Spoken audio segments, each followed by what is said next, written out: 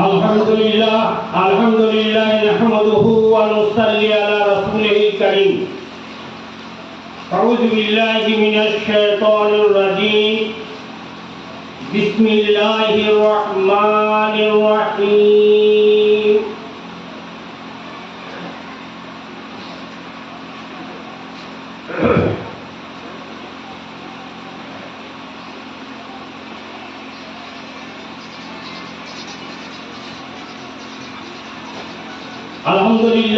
আলহামদুলিল্লাহ নাহমাদুহু ওয়া নাস্তাঈনুহু ওয়া নাস্তাগফিরুহু ওয়া নু'মিনু বিহি ওয়া নাতাওয়াক্কালু আলাইহি ওয়া নাউযু বিল্লাহি মিন শুরুরি আনফুসিনা ওয়া মিন সাইয়্যাতি আ'মালিনা। মান ইয়াহদিহিল্লাহু ফালা মুদিল্লা লাহু ওয়া মান ইউদ্লিল্লাহু ফালা হাদিয়া লাহু। ওয়া নাশহাদু আন লা ইলাহা ইল্লাল্লাহু ওয়াহদাহু লা শারীকা লাহু ونشهد أن سيدنا ونبينا وحبيبنا وبشيرنا ونذيرنا وقائدنا ومولانا محمد صلى الله تعالى عليه وسلم. أما بعد فأعوذ بالله من الشيطان الرجيم. بسم الله الرحمن الرحيم. ألا إن أولياء الله لا خوف عليهم ولا يحزنون الذين آمنوا وكانوا يتقون.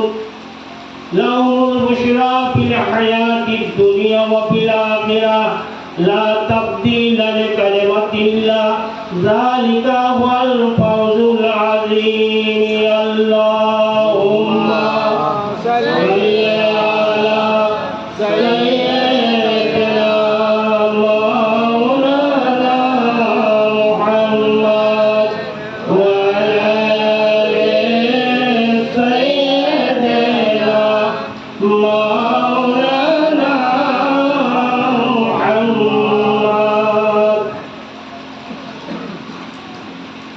আমার সম্মানিত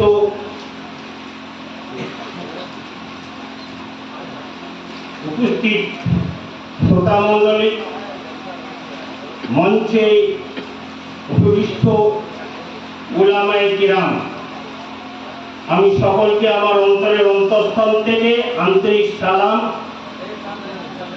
জানাই। আসসালামু আলাইকুম ওয়া রাহমাতুল্লাহি ওয়া বারাকাতুহু। সময়টিকে লক্ষ্য রেখে আমি আলোচনা করব। বিসমিল্লাহির রহমানির রহিম।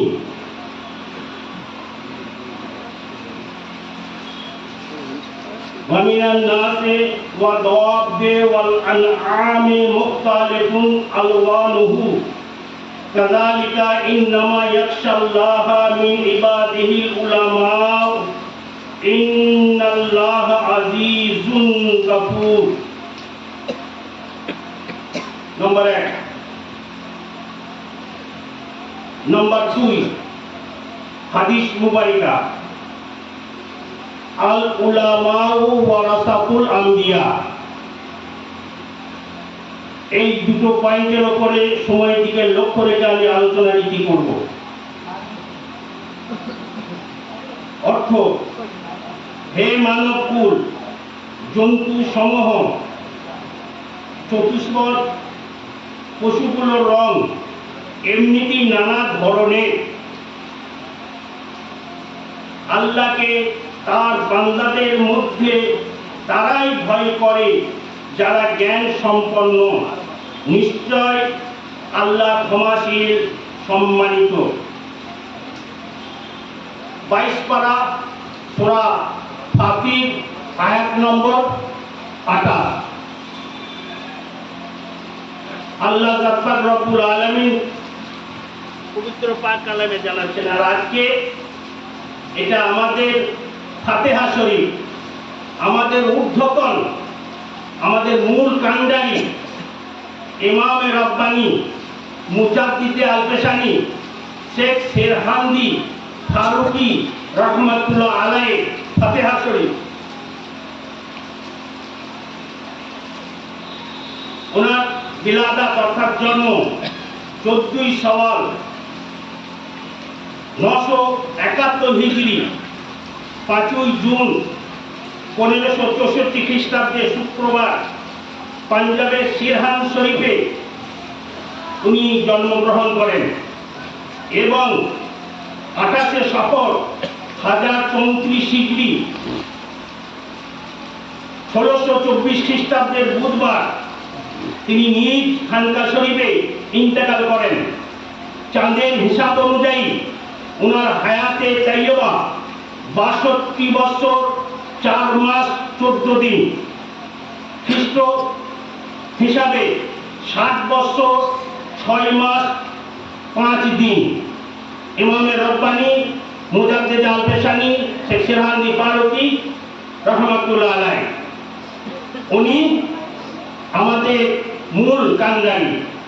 উনার পীর মুর্শিদ হযরত খাজা বাকি বিল্লাহ রহমাতুল্লাহ আলাইহি, যিনি নিজের জানাজা নিজে পড়িয়েছেন। বিস্তারিত আলোচনা করব না, যেহেতু আমার আলোচনার সময়টিকে লক্ষ্য রেখে আমি করি। আর এই যে আমার ভিডিও দেখছেন, আমি নিজের কোনোদিন মানসিকতা আমার ছিল না ভিডিও করার। নেটে আমি ছাড়বো আমার ওয়াজ, আমার নেটে আমি যাব, আমি নেটে বসবো, আমার ওয়াজ ছাড়বে, এই মানসিকতা আমার কোনোদিনই ছিল না।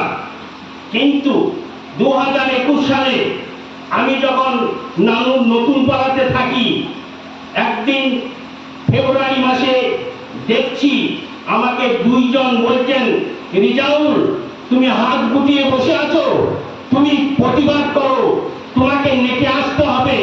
আমি বলছি, আমরা বলছি, তুমি ছাড়া প্রতিবাদ কে করবে? তোমাকে প্রতিবাদ করতে হবে, তুমি প্রতিবাদ করো, আমি আছি, আমরা আছি তোমার পেছনে।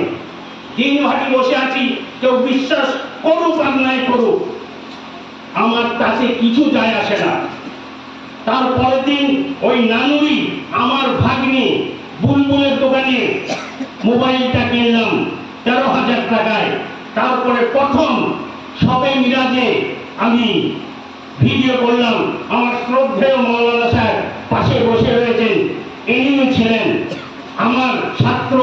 আজ মাওলানা সাহেব, মাওলানা বসিরউদ্দিন সাহেব, তিনিও ছিলেন ওই প্রথম।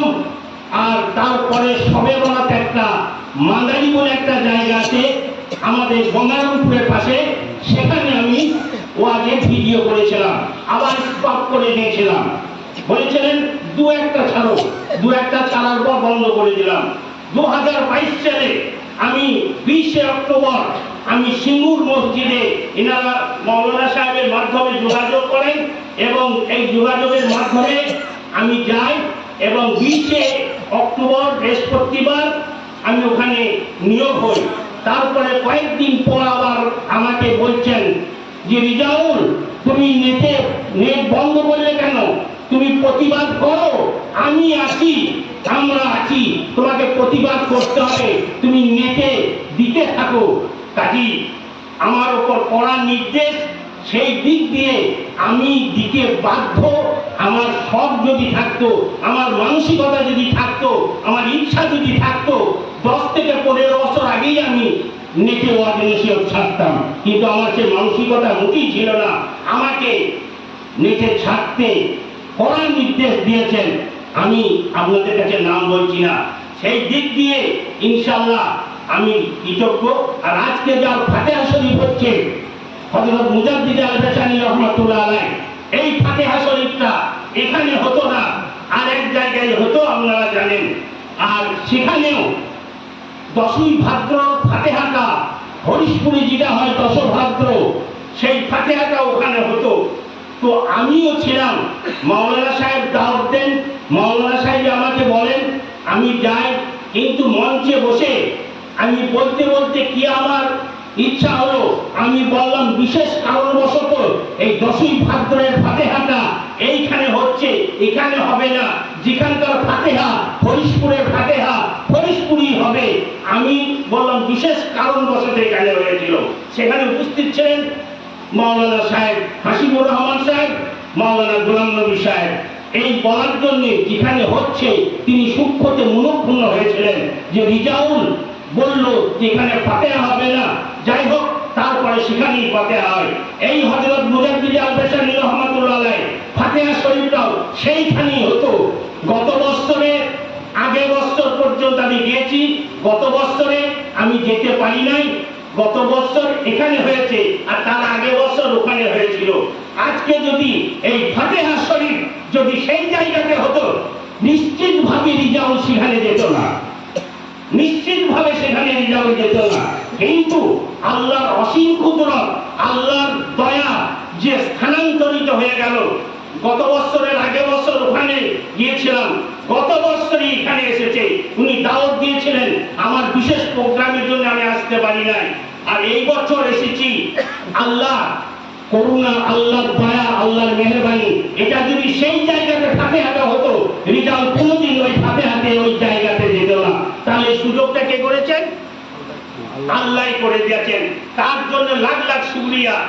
আল্লাহ করেছেন, নবী করেছেন, হযরত মুজাদ্দিদ আল-বাশারী শেখ সিরহান্দি ফারুকী রাহমাতুল্লাহ আলাইহি করেছেন। এই অদমকে সুযোগ দিয়েছেন, অদমকে আসার সুযোগ করে দিয়েছেন। তার জন্য আজীবন তাদের কাছে আমি কৃতজ্ঞ। মাজার মুকাদ্দাসে একটা। নাম্বার 2, শুনলেন 971 হিজরিতে তখন সম্রাট আকবর দুটো জিনিস অন্যতম স্বর্ণ অক্ষরে ওনার নাম লেখা আছে, কিয়ামত পর্যন্ত থাকবে। সম্রাট আকবরের সময় উনি ছিলেন। ওনার সঙ্গে বিস্তারিত যাচ্ছে না বিচার নেওয়ার।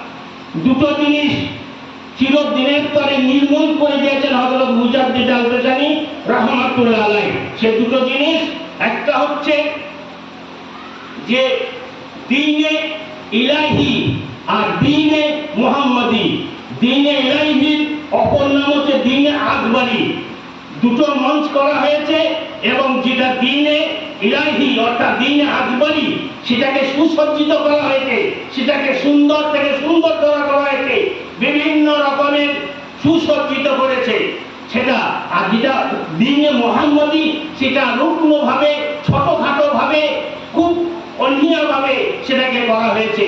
কিন্তু আল্লাহর কুদরত, আল্লাহ যাকে রক্ষা করেন, আল্লাহ স্বয়ং বলছেন, আমি দ্বীনের রক্ষক, আমি স্বয়ং কোরআন শরীফের রক্ষক, আমি সংরক্ষণকারী। কাজে পৃথিবীর মধ্যে ইসলাম ধর্মটাই হচ্ছে শ্রেষ্ঠ ধর্ম, আর ইসলামটাই ধর্ম।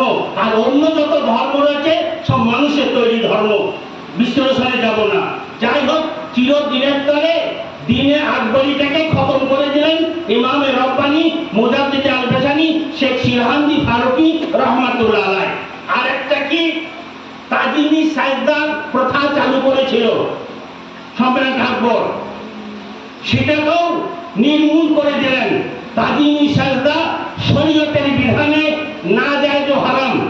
আল্লাহ কালাম পাকে জানাচ্ছেন যে তাজিমি সাজদা রহিত করা হয়েছে শরীয়তের বিধানে, শরীয়তে মুহাম্মাদিতে তাজিমি সাজদা নাজায়েজ ও হারাম।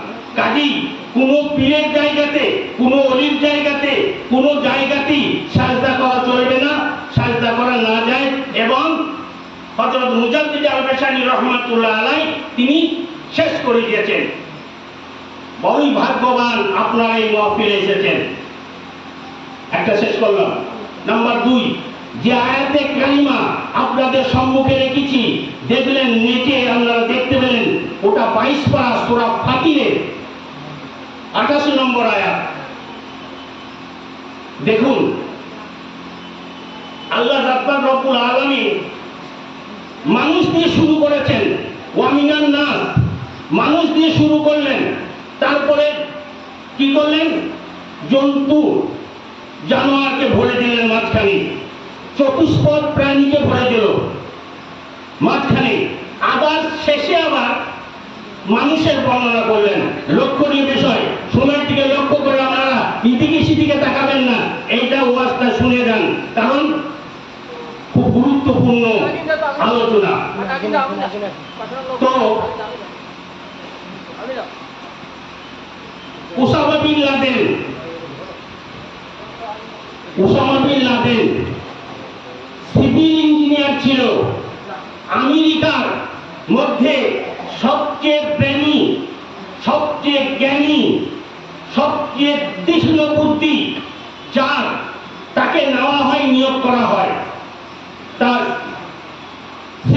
ইঞ্জিনিয়ারের জন্য অ্যাপ্লাই করলো, লক্ষ লক্ষ মানুষ শিক্ষিত, যারা অ্যাপ্লাই করেছিল তারা শিক্ষিত না অশিক্ষিত?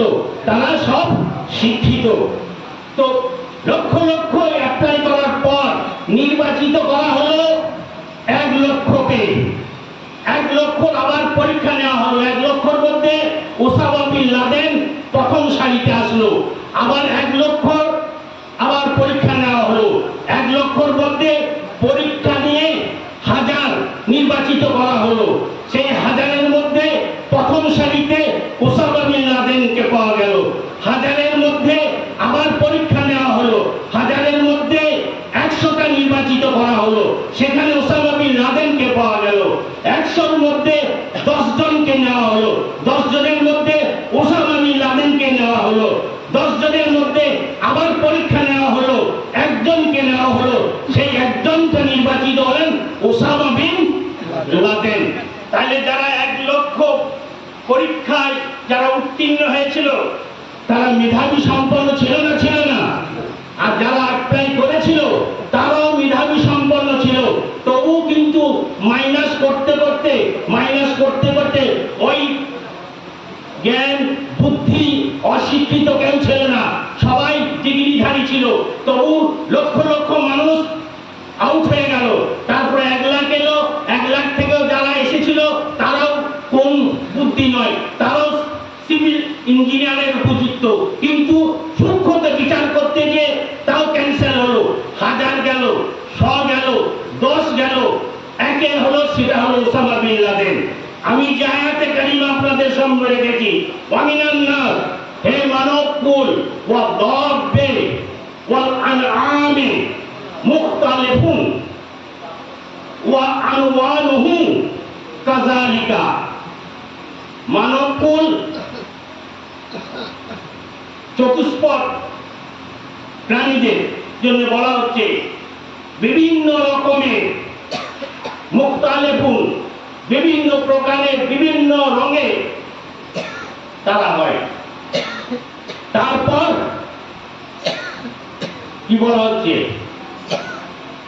ইন্নামা ইয়াখশাল্লাহা মিন ইবাদিহিল উলামা। প্রাণী অর্থাৎ চতুষ্পদ জন্তুকে এখানে বর্ণনা করা হলো মাঝখানে ভরে, আর প্রথমে মানুষ দিয়ে শুরু করা হলো, তারপর চতুষ্পদ জানোয়ারের কথা হলো, তারপর আবার মানুষের কথা আসছে। শুধু নয়, ইন্নামা ইয়াখশাল্লাহা মিন ইবাদিহিল উলামা। আল্লাহকে তার বান্দাদের মধ্যে তারাই ভয় করে। আমি তোমাকে ভালোবাসি, আমি তোমাকে চাই, আর আমি তোমাকেই চাই, আমি তোমাকেই ভালোবাসি। কথার মধ্যে তফাৎ আছে। এই শব্দটা যখন আসবে এর অর্থ হবে আমি কেবলমাত্র তোমাকেই ভালোবাসি, তোমাকে ছাড়া আর কাউকে ভালোবাসি না। আর তোমাকে ভালোবাসি মানে হতে পারে তোমাকেও ভালোবাসা, আবার অপরকেও ভালোবাসা, কিন্তু এই শব্দটা যখন ব্যবহার হবে তোমাকেই ভালোবাসি, তোমাকেই চাই, তাহলে সেখানে ওই মাত্র চলে আসলো।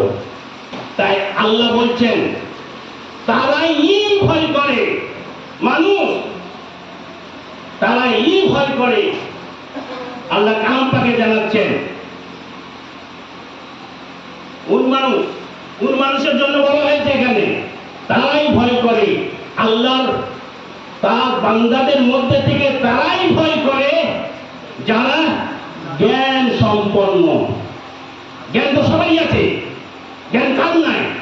সব মানুষের জ্ঞান আছে, যে যেমন মানুষ তার তেমন জ্ঞান আছে, কিন্তু সব জ্ঞান ওই যে 1 লক্ষ নিবে, সেখানে কয়েক লক্ষ 20 লক্ষ অ্যাপ্লাই করলো, 20 লক্ষ বাদ চলে গেল, 1 লক্ষ থেকে বাদ গেল, 1000 এলো, 1000 থেকে 10,000 এলো, 10,000 থেকে 1,000 এলো, 1,000 থেকে 10 থেকে আবার 1 এলো।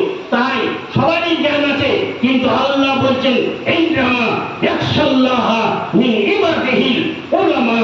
ওই আলেমের জন্য, ওই জ্ঞানী, ওই জ্ঞান সম্পন্ন মানুষের জন্য, যারা বিশেষ জ্ঞানে জ্ঞানী, যাদের সূক্ষ্ম জ্ঞান, যাদের সূক্ষ্ম বিচার, যারা খুব ধার লেখনির দ্বারাই দিন তীক্ষ্ণ বুদ্ধি, তীক্ষ্ণ থেকে তীক্ষ্ণতর বুদ্ধি আর আশেকে রাসূল, আশেকে নবী, তারাই হচ্ছে আল উলামা ওয়ারাসাতুল আম্বিয়া। এটা হাদিস শরীফ আর এটা কোরআন শরীফ। আল উলামা ওয়ারাসাতুল আম্বিয়া, আলিফ লাম এখানে মারিফা ডিফিনাইট। কাজী আমি যাচ্ছি না, ব্যাকরণের দিকে যাব না, কারণ এটা ক্লাস নয় যে ছাত্র পড়াচ্ছি।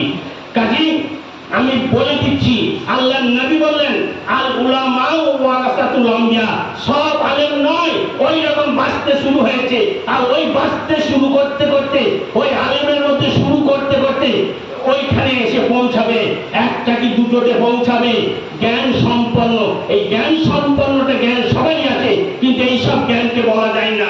যেমন ধনী, পয়সা সবারই আছে, কিন্তু না, ধনী বলে একটা মাত্রা বোঝায়, শিক্ষিত বলে একটা মাত্রা বোঝায়, ধনী বলে একটা মাত্রা বোঝায়, জ্ঞানী বলে একটা মাত্রা বোঝায়। কাজী জ্ঞান সবারই আছে, যেমন জ্ঞান বলবে তার একটা মাত্রা বোঝায়, ধনী বলবে তাও একটা মাত্রা বোঝায়। কাজী ওই জ্ঞানের জন্য বলা হয়েছে, আল্লাহ জাক্কাত রব্বুল আলামিন জানাচ্ছেন আজ দেশে এত বিভ্রান্তি কেন, আজ কিসের জন্য সমস্যা। নেট খুলবেন তা দেখবেন সুবহানাল্লাহ সুবহানাল্লাহ, কোনো কথা নাই। নবী পাকের জন্য ও বলতে একটু দ্বিধা হয় না, মুখে একটু ঠ্যাকঠুক হয় না। নবীর শানে, নবী মাটি না নূরে, এটা নবীর মা আমিনা, বাপ আব্দুল্লাহ জাহান্নামী, আস্তাগফিরুল্লাহ নাউযুবিল্লাহ মিন যালিক। এই মুহাদ্দিরাই বলছে নবীর জন্য কিয়াম করা যাবে কি, নবীর জন্য চুমা দেওয়া যাবে কি, নবীর জন্য ইত্যাদি ইত্যাদি। জানেন এখানে অনেকেই শিক্ষিত মানুষ আছেন, জ্ঞানীগুণী মানুষ আছেন, পণ্ডিত মানুষ আছেন, বিশেষজ্ঞ আছেন, আইনজ্ঞ আছেন, কিন্তু আমি না ভাষাবিদ না সাহিত্যিক। আমি কোন রকম মনের ভাবটা আপনাদের কাছে প্রকাশ করছি। আমি ভাষাবিদও নয়, আমি সাহিত্যিকও নই, কিন্তু এখানে অনেকেই আছেন জ্ঞানীগুণী পণ্ডিত মানুষ। বিচার্য বিষয় আপনাদের কাছে রাখলাম। কাজী দেখুন আল্লাহ জাক্কাত রব্বুল আলামিন কালাম পাকে যে বললেন জ্ঞান সম্পন্ন, তো আলেমরা এই যে কীর্তি করছে, এরা কার মধ্যে? ওই ছাঁটাইয়ের মধ্যে পড়বে, ওই আউট হয়ে যাবে, ওরা টিকবে না, ওরা আউট হয়ে যাবে, কারণ ওরা টিকতে পারে না। একটা জিনিস দেখবেন, ইন্টারন্যাশনাল যদি বক্তা হয়, ইন্টারন্যাশনাল যদি বক্তা হয়, পৃথিবীর উত্তর থেকে দক্ষিণ, পূর্ব থেকে পশ্চিম প্রান্ত পর্যন্ত যদি সে ভ্রমণ করে, ইন্টারন্যাশনাল যাকে বক্তা বলা হয়, যাকে ইন্টারন্যাশনাল বলা হচ্ছে, ওর উপরে আর কোনো বক্তাকে বলা যায় না। হ্যাঁ, বলা যায়? বলা যায় না। তো সেই ইন্টারন্যাশনাল বক্তা যদি হয়, এটা সার্টিফিকেট নয় যে সে ইমানদার, সে জান্নাতে যাবে, এটা সার্টিফিকেট নয়। ইন্টারন্যাশনাল বক্তা হওয়ার পরেও সে জাহান্নামে যাবে। ইন্টারন্যাশনাল বক্তা হওয়ার পর তাকে জাহান্নামে যেতে হবে। 36টা ভাষায় যে পারদর্শী, 36টা ভাষা নিয়ে যে রিসার্চ করেছে, যে 36টা ভাষা নিয়ে যা পারদর্শিতা রয়েছে, তাকেও জাহান্নামে যেতে হবে। কোন রকমের উপায় নাই। ইন্টারন্যাশনাল হতে পারে, তার ঐতিহাসিক অনেক কিছু হতে পারে, থাকতে পারে, কিন্তু ইমানদার এটা প্রমাণিত কোরআন ও হাদিসের রশ্মিতে পাওয়া যায় না। ঈমান এমন একটা জিনিস, ঈমান এমন একটা বস্তু, ঈমান এমন একটা জিনিস যে ইউনিভার্সিটি পড়া নয়, কোনো ইন্টারন্যাশনাল বক্তা নয়, কোনো ইন্টারন্যাশনাল জায়গা জানে না, ইন্টারন্যাশনাল মানুষের কাছে বসে নাই, কিন্তু সে নবী প্রেমিক যদি হয়, নবীর প্রেম যদি তার ভিতরে থাকে, নবীর মহব্বত যদি তার ভিতরে থাকে, নবীর ভালোবাসা যদি তার মধ্যে থাকে, তাহলে সেই লোকটা হবে ঈমানদার। আপনারা চিন্তা করুন, তাহলে ইন্টারন্যাশনাল হয়ে হবে না। কিছুদিন আগে দেখলেন বাংলাদেশে ছড়াছড়ি হচ্ছে কোরআনের পাখি, মুফাসসিরে কোরআন। মুফাসসিরে কোরআন সে আমার কেউ নয়, তার সঙ্গে আমার দুশ্মনী নাই, তার সঙ্গে কিছু নেই, কিন্তু আকীদা দেখতে হবে, আকীদাটা তার কেমন দেখতে হবে। আমি তাই বলছি ইন্টারন্যাশনাল হয়েও রেহাই পাবে না।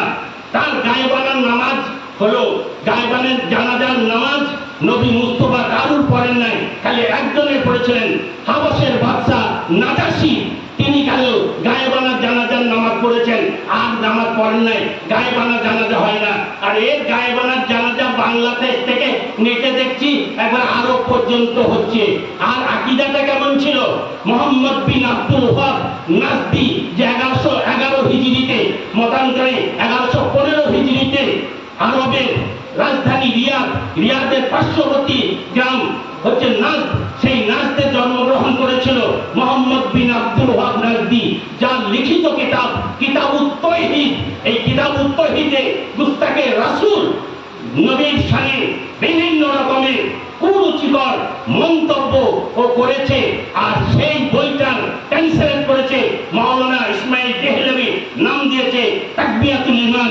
আমি ওই রকম কুরুচিকর কথা বলা বের হবে না, তাই সেই মুহাম্মদ বিন আব্দুল ওয়াহাব নাজদির জন্য কি বলেছে? ওই বাংলাদেশে কোরআনের পাখি বলছে। কোরআনের পাখি মানে আমার মাথাতে তো ভুললো না, কোরআনের পাখি বলতে কি বোঝায়। এখানে অনেকেই পণ্ডিত মানুষ আছেন, শিক্ষিত মানুষ আছেন, কোরআনের পাখি কাকে বলে আমার মাথায় ঢোকে না। মুফাসসিরুল কোরআন, আরে যে কোরআনে তাফসীর করে তাকে মুফাসসির বলা হয়, যে বক্তৃতা দেয় তাকে বক্তা বলা হয়, যে উকিল তাকে ওকালতি করে তাকে উকিল বলা হয়। হ্যাঁ, যে কোরআন শরীফ তরজমা তাফসীর একবারে কোরআনের পাখি, মুফাসসিরুল কোরআন, বাহ! কে বলবে, কে ধরবে? কিন্তু ধরছে বাংলাদেশে। আমি সেদিকে যাচ্ছি না। হাদিস পড়ালে তাকে মুফাসসির, হাদিস পড়ালে মুহাদ্দিস বলা হয়, তাফসীর পড়ালে মুফাসসির বলা হয়। কি হয়েছে? কোন মুহাদ্দিস, কোন মুফাসসির হয়েও তাকে জাহান্নামে যেতে হবে, কোন রকমের রেহাই নাই। একটা মাপকাঠি, মাপদণ্ড একটাই, যদি নবীর প্রেম তার ভেতরে না থাকে। হয়তো আপনারা বলতে পারেন যে রিজাউল সাহেব, নবীর প্রেম থাকলে হবে, নামাজ পড়তে হবে না, রোজা রাখতে হবে না, শরীয়ত মোতাবেক চলতে হবে না। তাই রিজাউলের বলার মানসা নয়। ওই জন্যই যেটা শরীয়তের জায়েজ, শরীয়তের ফরজ, ওয়াজিব, সুন্নত, নাফল সব কিছুই আছে। এক কথায়, যিনি নবীকে ভালোবাসবেন তিনি নামাজকে ভালোবাসবেন, যিনি নবীকে ভালোবাসবেন তিনি রোজাকে ভালোবাসবেন, যিনি নবীকে ভালোবাসবেন সেখানে কলমা ভালোবাসবেন, যেখানে নবীকে ভালোবাসবেন মদ তারিখে হারাম জানবেন, যেখানে নবীকে ভালোবাসবেন সেখানে গাঁজাকে হারাম মনে করবেন, যেখানে নবীকে ভালোবাসবেন শরীয়ত বিরোধী কাজ তার কাছে হবে না। এই রকম বলতে চেয়েছি। তাই আল্লাহ পাক রব্বুল আলামিন জানাচ্ছেন, কোরআনের পাখি হও তুমি রেহাই পাবে না। তোমার কবরে কতজনা চুমা দিচ্ছে, তোমার কপালে চুমা দিচ্ছে, তোমার মাথাতে চুমা দিচ্ছে, তোমার পেটে চুমা দিচ্ছে। আর ওই চুমার বিরুদ্ধে একদিন তুমি বলেছিলে সুন্নিদের ওরা কবর পূজারি, ওরা কবর পূজা করে। আজ তোমার কি অবস্থা? নবীকে পরীক্ষা করার দরকার নেই, রসুলকে পরীক্ষা করার দরকার নেই। নবী রসুল আল্লাহ, নবীদের গোলাম, ওলিদের গোলাম, গোলামের গোলাম, তার কাছে একবার আয় আর তার কাছে একবার পরীক্ষাটা পাস কর। দেখবো কত মায়ের দুধ খেয়েছো আর কত মায়ের তোমার বুকের কলিজা তার গোলামের গোলাম পরীক্ষা করবে। আছে হিম্মত? আজকে কোরআনে চুমা দেওয়া আর তোমার কবরে চুমা দিচ্ছে। আজকে তোমার কবরে পানি উঠলো, কবরটা উঁচু হয়েছে, মনে দিও তোমার রেহাই নাই, মনে দিও তোমার রেহাই নাই। পুলিশ আজকে তোমার গার্ড দিচ্ছে, তোমার ওই মরা দেহ পচাটাকেও পোস্টমর্টম করবে। আর কানুনি, আরে আরব হতে পারে, সারা পৃথিবী হতে পারে, সারা পৃথিবীর মানুষ কাঁদতে পারে, কিন্তু সারা পৃথিবীর মানুষ যদি এক জায়গায় জড়ো হয়, সারা পৃথিবীর মানুষ যদি কোর্টে হাজির হয়, সুপ্রিম কোর্টে যদি যায়, তারপরে হাইকোর্টে যদি যায়, আর সমস্ত মানুষ ভারতবর্ষে 130 কোটি মানুষ যদি বলে স্যার এই লোকটাকে ছেড়ে দেন, এই লোকটা খুব ভালো, এই লোকটা মহৎ, এই লোকটাকে ছেড়ে দেন, তা জজ সাহেব ছেড়ে দেবেন? সেখানে কত মানুষ? 130 কোটি মানুষের আবেদন। বলে কোর্ট, করুণা চলে না, কোর্টের কাছে কারোর আবেদন চলে না, করুণের কাছে, কোর্টের কাছে কারোর প্রার্থনা চলে না। কোর্ট তার নিজের গতিতে চলবে, প্রমাণ দিতে হবে, সাক্ষী পেশ করতে হবে, গড় দিতে হবে, সাবমিট করতে হবে। প্রমাণের দ্বারাই যদি সে বেরিয়ে যেতে পারে তবেই সেই রেহাই পাবে, নচেত ওই মানুষের বলাতে কোর্ট কোনোদিন কনসিডার করবে না। বোঝা গেল তুমি একদিন বলেছো যে কি কবরে চুমা দেওয়ার জন্য কবর পূজারী, আর আজকে তোমার কবরে চুমা দিচ্ছে ওটা জায়েজ। আজ তুমি বইয়ে লিখেছো যদি আমি এমপি থেকে যদি কোনোদিন জেল থেকে বেরিয়ে অথবা জেলে ঢোকার আগে আমি যদি কোনোদিন সরকারে আসি, যত মাজার আছে সব মাজারকে আমি বোল্ডুজার দিয়ে আমি চালিয়ে দেবো। আল্লাহ বলছি বোল্ডুজার দিয়ে চালাবি? তার আগেই তোকে আমি চালিয়ে দিচ্ছি, দেখ তার আগেই তোকে আমি ঢুকিয়ে দিচ্ছি গোয়ালে, আর গোয়াল থেকে যখন বের করবো তখন মৃত্যু করে বের করবো, কবরে যেও রেহাই নাই। আমি অধম রিজাউল, তার সঙ্গে দুশ্মনী নেই, কিন্তু বড় দুঃখের বিষয়, বড় অনুতাপের বিষয়, খুব কষ্ট হয়, সে আমার ক্ষতি করে নাই। কিন্তু তুমি আল্লাহওয়ালাদের বিরোধিতা করেছো, তুমি আল্লাহওয়ালাদের দুশ্মনী করেছো, তুমি না যায় ধারণ বলেছো। তোমার স্পর্ধা কত? বাংলাদেশে বাবা শাহজালাল রহমতুল্লাহ আলাই, যিনি এত বড় একজন আল্লাহর কামিল মুকাম্মিল, একজন আল্লাহর পেয়ারা মাহবুব, তাকে তুমি তুচ্ছ তাচ্ছিল্য মনে করো। আর তুমি কোরআনের মুফাসসির, আরে তুতা পাখিতে কথা বলতে পারে, মানুষ কথা বলে, তুতা পাখি কথা বলতে পারে। মেহমান এসেছে পানি দাও, পানি দেন, না পানি দাও। মেহমান এসেছে গোশত দাও, মেহমান এসেছে শরবত দাও, মেহমান এসেছে তুমি খেতে দাও, বলে না বলে না? বলে। আমরা যদি হুয়া দিতে হবে না, ইনশাআল্লাহ আমি বলছি আপনাদের দয়া, চুপ করে থাকুন, হুয়া দিতে হবে না, তা বলে। কিন্তু যখন তুমি শিকারিতে আক্রমণ করবে তখন ছেড়ে দেন বের হবে। তখন কি বের হবে? তার মাতৃভাষা। তার মাতৃভাষাটা কি? কোথায় গেল তোমার ভাষা? তোমার এই শিক্ষা, কিতাবি শিক্ষা, কোরআন শরীফের তাফসীর, হাদিস শরীফের ব্যাখ্যা, তোমার এই রকম যদি নবীর মহব্বত তোমার না থাকে, তোমার খেলা শেষ। তুমি করে নাও, পরিণতি তোমার খুবই খারাপ হবে।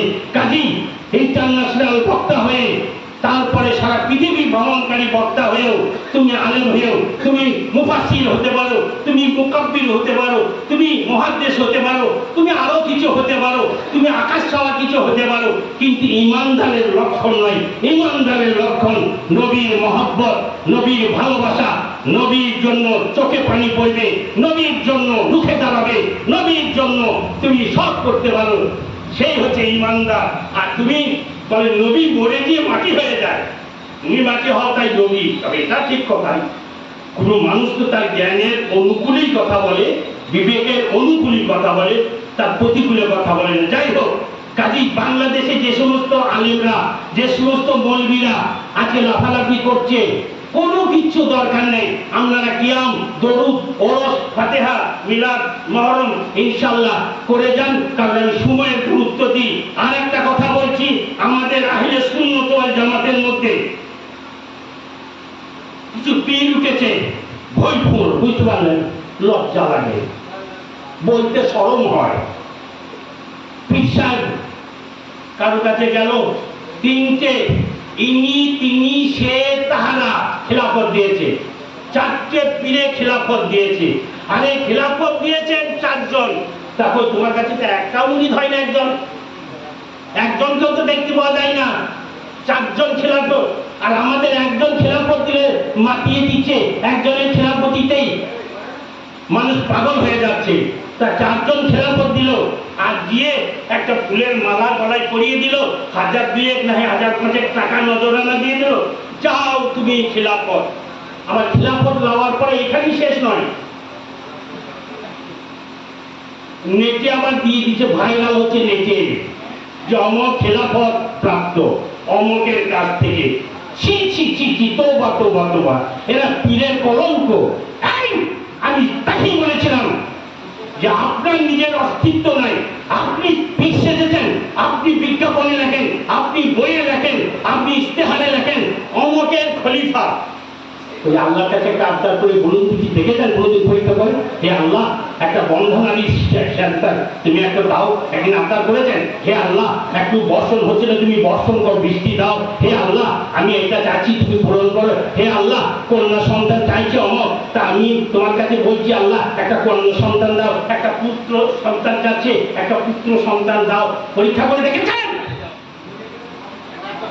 যদি আপনি আবদার করেন আর এই আবদার যদি পূরণ হয়, তাহলে জানবেন আল্লাহ আল্লাহ নবীর দরবারে আপনার গ্রহণযোগ্যতা আছে, আল্লাহ আল্লাহ নবী আপনাকে গ্রহণ করেছেন, এটা জানবেন। আর যদি আবদার করেন আর যদি না হয়, তাহলে আপনি পীর তো দূরের কথা, আপনার কাছে উষা বসা করলে আপনার সঙ্গে সম্পর্ক রাখলে ঈমান হারা হয়ে যাবে, ঈমান থাকবে না, খুব সাবধান। কাজেই আমার পীর মুর্শিদ গাউসে ওরাহারি শাহ মোহাম্মদ সৈয়দ আলিমুদ্দিন রহমাতুল্লাহ আলাইহি, মাওলানা আলহাজ আলিমুদ্দিন রহমাতুল্লাহ আলাইহি নকশবন্দি মুজাদ্দিদ, উনি বলতেন, আরে পীর ওই ব্যক্তি যদি মুরিদের অবস্থা অবগত না হয়, মুরিদ কি নিয়ে ভাত খাচ্ছে সেটা যদি বুঝতে না পারে, মুরিদ কোথায় কি করছে সেটা যদি বুঝতে না পারে, তার জন্য বায়াত করা হারাম। সুবহানাল্লাহ, তার মাজারে হাজার সালাম, কিতাবের সঙ্গে মিল, বুখারীর সঙ্গে মিল, তারপরে মুসলিমের সঙ্গে মিল, তিরমিজির সঙ্গে মিল, আবু দাউদের সঙ্গে মিল, হুজুর ওরাহারি রহমাতুল্লাহ আলাইহি। আর তোমার কোনো শক্তি নাই, আর তুমি একজনকে খিলাফত দিয়ে দিলে আর নেটে ছেড়ে দিল যে অমকে খলিফা অমক, আস্তাগফিরুল্লাহ নাউযুবিল্লাহ মিন জালিক। এরা পীর হয়। কোরআন জানাচ্ছে 11 পারা সূরা ইউনূস 62-63 নম্বর আয়াত, আলা ইন্না আউলিয়া আল্লাহি লা খাউফুন আলাইহিম ওয়া লা হুম ইয়াহজানুন আল্লাযীনা আমানু ওয়া কানু ইয়াত্তাকুন লাহুমুল বুশরা ফিল হায়াতিদ দুনিয়া ওয়া ফিল আখিরাহ লা তাবদীলা লিকালিমাতিল্লাহ যালিকা হুয়াল ফাওজুল আযীম। মামুলি কথা, কোরআন শরীফ যাকে সমর্থন করে ওটা পীর। হ্যাঁ, বুখারী শরীফ 2য় খণ্ড 963 পৃষ্ঠা, মিশকাত শরীফ 1ম খণ্ড 197 পৃষ্ঠা, রাবি হযরত আবু হুরায়রা রাদিয়াল্লাহু তাআলা আনহু যে উনির সঙ্গে চ্যালেঞ্জ করে, ওয়ান নবী হুরায়রা قال قال رسول الله صلى الله عليه وسلم ان الله تعالى قال من عادى لوليا فقد ذنبه بالحرب الى আখির। বুখারী শরীফ যা সাক্ষী দেয়, মুসলিম শরীফ যা সাক্ষী দেয়, মিশকাত শরীফ যা সাক্ষী দেয়, আর ওলি জেসে হয়ে যাবে। হ্যাঁ, হুজুর ওরাহারি বলতেন, হাঁটাতে নাই পটপটেতে সার, আর শনিবারকে বলে মঙ্গলবার। সোজা করে হাঁটার ক্ষমতা নাই, সোজা করে। আরে পীর হলে তাকে দেখলে আল্লাহকে স্মরণ হবে, পীরকে দেখলে আল্লাহ আল্লাহ রসুলকে মনে পড়বে, পীর হলে তাকে দেখে ভক্তি করতে মনে হবে। যদি তাই পীর হয়, আল্লাহ যদি তার ভেতরে নবী রাসূলের মহব্বত থাকে, নবী রাসূল বিরাজ করে, তাহলে তাকে দেখতে শ্রদ্ধা বেড়ে যাবে। সে যা বলবে মানুষ মেনে নেবে, সে যা বলবে মানুষ করবে, তার কথাতে মানুষ মানবে, তাকে প্রাণ ভরে মানুষ মানবে। আর জেসে হয়ে যাবে, কোরআন শরীফের অসম্মান, হাদিস শরীফের অসম্মান, কোরআন শরীফের বেজ্জতি, হাদিস শরীফের বেজ্জতি, এইরকম পীরের কাছ থেকে উঠা বসা করা না যায় হারাম। ওদিকে পীর বলা না যায় হারাম। আমি পীর মানা মানুষ, তার মানে এই নয় যে যাকে তাকে পীর খেলাফতি দিবে। আমি তাই বলেছিলাম, আপনি বলুন কেন খেলাফত দিবেন যাকে তাকে, যাকে তাকে খেলাফত দিবেন। বলেছিল রিজাউল, আমার ভুল হয়েছে। আমি বললাম, ভুল শুধু হয়েছে তাই নয়, আল্লাহ আপনাকে ক্ষমা করবেন। আমার কাছে মোবাইল নম্বর আছে, জেনে নিতে পারেন। রিজাউল না দেখে, না জেনে, না বুঝে কথা বলে না। ইনশাআল্লাহ রিজাউলের ভয় ডর বলে কিছু নাই। একদিন এসেছি, একদিন যাবে।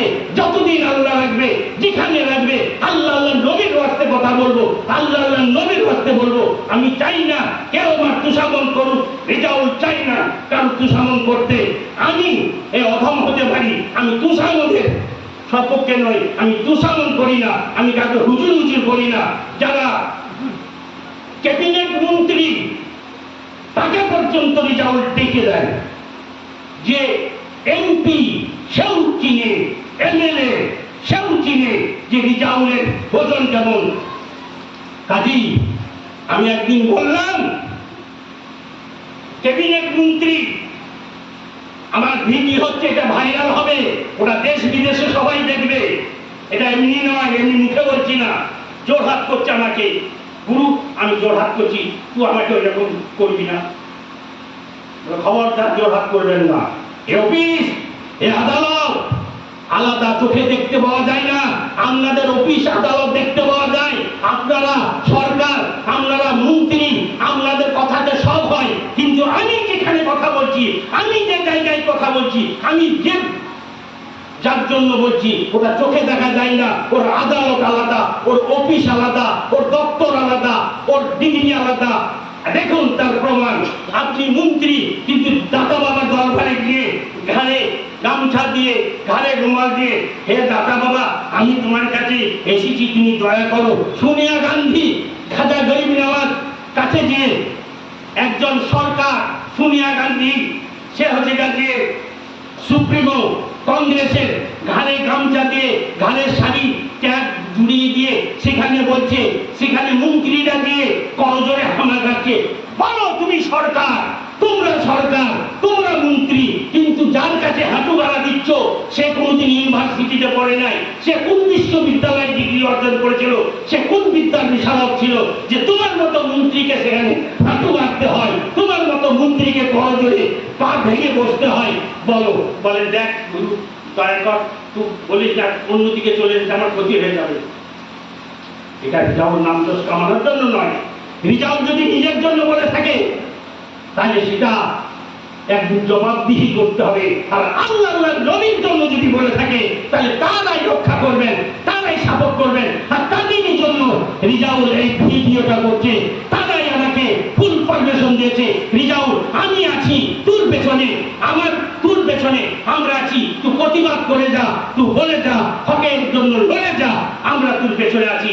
হাজার সালাম, আজীবন সালাম। আমি কোনো ভাষাবিদ নই, আমি কোনো সাহিত্যিক নই, কিন্তু অসীম কোনো রকমের ভয় লাগে না, কাউকে দেখে ভয় লাগে না, কোনো মুহাদ্দিসকে দেখে ভয় লাগে না, কোনো মুফাসসিরকে দেখে ভয় লাগে না, কোনো একটা জায়গা না। এখানে সহজাতি কালনা একবার গিয়েছিলাম, যেখানে দেওবন্দি 55 জন মাওলানা সাহেব ছিলেন, একা আমি ছিলাম। সেখানে কোথাকার বোহারের মাওলানা সব ছিল, কালনা মাদ্রাসার মাওলানা ছিল, আর হুগলি দারুল উলুম পান্নুয়া থেকে এসেছিল সব স্টাফ। রিজাউলের নাম শুনে কালীনগরে একবার ফাতেহা 10 ধাপ উপলক্ষে এসেছিল, 55টা মাওলানা সাহেব এসেছিল।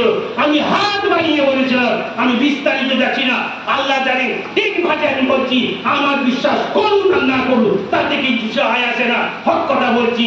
তা আমি বলেছিলাম আল্লাহ নবীর জামানা চলছে, আবু জাহেল আছে, আবু লাহাব আছে, উতবা আছে, আমর বিন হিশাম আছে, আর আমার নবী পাকের প্রেমিক হযরত বেলাল আছে, হযরত ওয়াইস কারনী আছে, হযরত আবু বকর আছে, হযরত ওমর আছে, হযরত উসমান গনি রাদিয়াল্লাহু তাআলা আনহু আজমাইন, ইনাদের মতো আছে। তবে শুনেছেন আপনারা আবু জাহেলের কথা, আবু লাহাবের কথা? আজকে চোখে দেখিয়ে দেবো আপনাদের আবু জাহেল আর আবু লাহাব। যখন ওয়াজ করতে শুরু করলাম, প্রতিবাদে ঝড় উঠলো। আমি বললাম, দেখুন, এই দেখুন, এরাই হচ্ছে আবু জাহেল আর আবু লাহাব। ইনসানকে আপনারা চিনবেন, তারা এখন সমুদ্রগড়ে বাড়ি করে আছে, এখন বেঁচে আছে কি না জানি না। তিনি ছিলেন জলসার শেষে যখন ফাতেহা পড়লাম, বলছি ফাতেহা আবার কি জিনিস? বলে চোখে দেখলাম, পানি আনা করালাম, গিলাসে করে কোরবানা করালাম, ফাতেহা পড়লাম। তারপরে ইয়া নবী সালাম করতে যখন উঠছি, তখন একটা মাওলানা সাহেব মাইক নিতে যাচ্ছে, বলে খবরদার, মাইকে যদি আর টাচ করেছো তাহলে স্টেজের নিচে আপনি চলে যাবেন। তখন 5টা যুবক ছেলে বলছে, ওদের লজ্জা শরম নাই, এত বলার পরেও আবার এসে ঘাড়ে ধরে নামিয়ে দে। ওই কথাটা শুনে তারা সুরসুর নেমে গেল।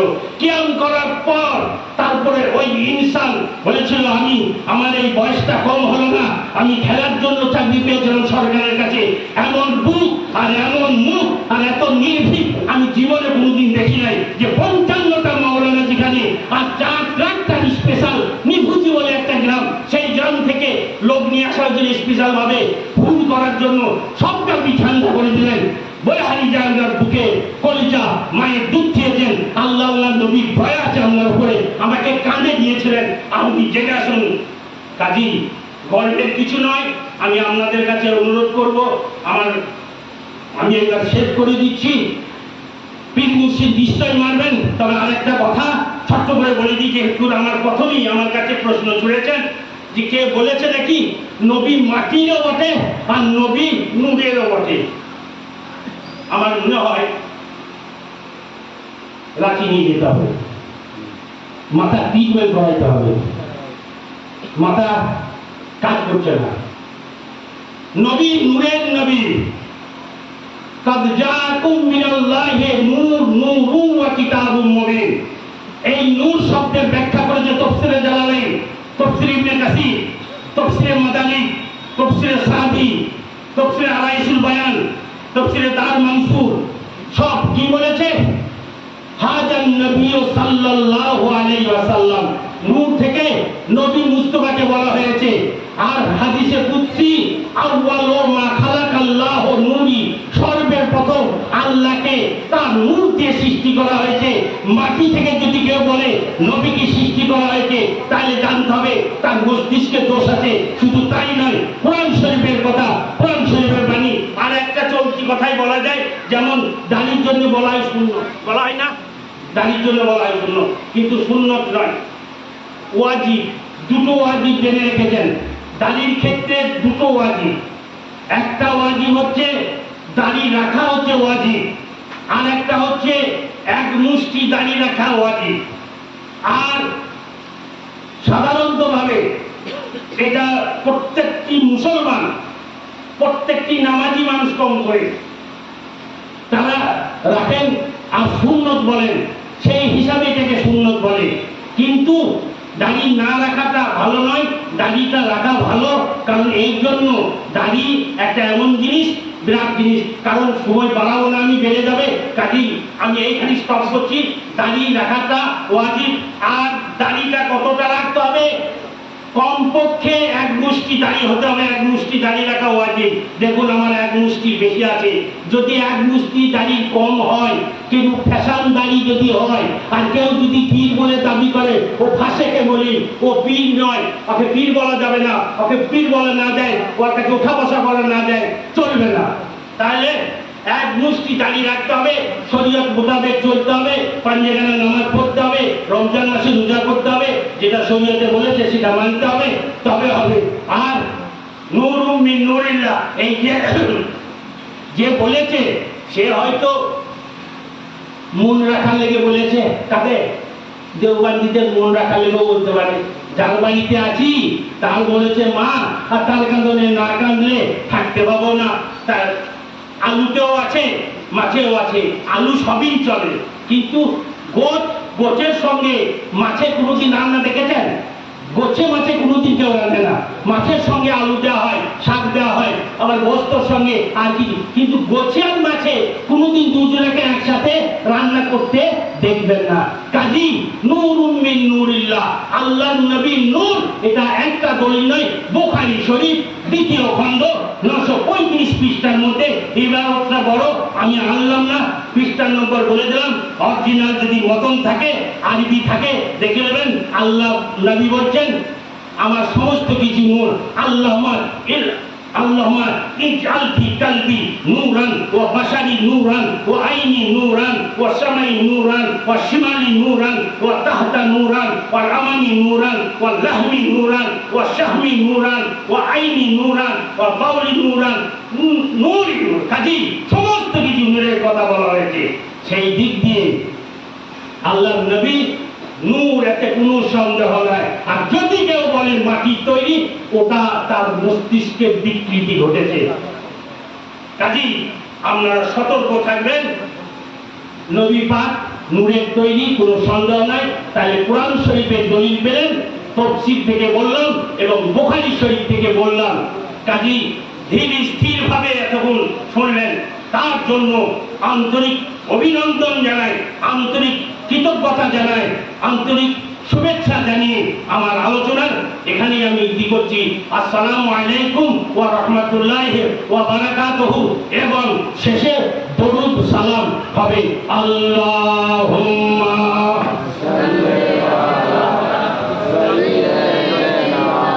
আরে বাবা, দরুদ সালামের না এখন দরুদ সালাম বলি, তাহলে শুনেন। আপনার দরজায় ভিখারি এলো, বাবা আমাকে চারটি ভাত দিবে বাবা, ভাত দিবে বাবা। তো ভাত বা মুড়ি চাই, ভাতের সাথে তরকারি দিও বাবা। আজ পর্যন্ত কাকি বলতে শুনেছেন? ভাতের সাথে তরকারি দিয়ে তো কাউকে বলে না, কিন্তু বলে আমি ক্ষুধার্ত আছি, আমি খাই নাই, আমি উপোস আছি, বাবা এক কেবল ভাত দিও বাবা। তার মানে জানে ভাত এলে তরকারি আসবে, ভাত এলে ডাল আসবে। সেই শেষে বলি কি হুজুর, আমি অন্য শেষে বলি না, আমি ফাতিহার সর্বপক্ষে, আমি ফাতিহার সর্বপক্ষে। আমি সালাম দরুদ বলতে আমি ফাতিহাটাও ওর ভেতরে রেখেছি, আমি ওটাকে আলাদা ভাবে বলতে চাই না। ওই ভাতের সঙ্গে তরকারি যেমন, ফাতিহার সঙ্গে সালাত ও সালাম যেমন। কাজী আসসালামু আলাইকুম ওয়া রাহমাতুল্লাহি ওয়া বারাকাতুহু। আল্লাহুম্মা